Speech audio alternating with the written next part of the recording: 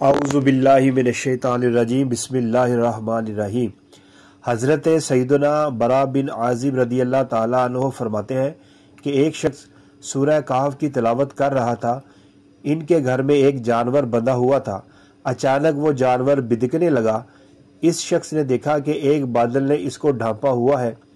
اس شخص نے حضور اکرم نور مجسم صلی اللہ علیہ وآلہ وسلم سے اس واقعے کا ذکر کیا تو آپ صلی اللہ علیہ وآلہ وسلم نے فرمایا، اے فلاں، تلاوت کیا کرو کہ یہ سکینہ ہے جو تلاوت قرآن کرتے وقت نازل ہوتا ہے۔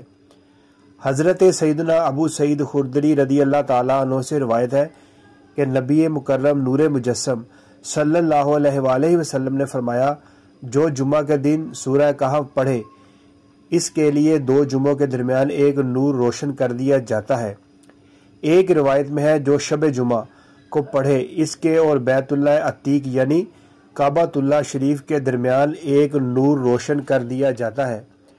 حضرت سیدنا ابو دردہ رضی اللہ تعالی عنہ سے روایت ہے کہ نبی کریم رؤوف الرحیم صلی اللہ علیہ وآلہ وسلم نے فرمایا، جو سورہ کہف کی پہلی 10 آیتیں یاد کرے گا دجال سے محفوظ رہے گا، اور ایک روایت میں ہے، جو سورہ کہف کی آخری 10 آیتیں یاد کرے گا دجال سے محفوظ رہے گا۔ اللہ تبارک و تعالیٰ کی بارگاہ میں دعا ہے کہ اللہ تبارک و تعالیٰ ہمیں کثرت کے ساتھ تلاوت قرآن کرنے کی توفیق عطا فرمائے، ہمارے ماں باپ کی کامل مغفرت فرمائے، سچا عاشق رسول بنائے۔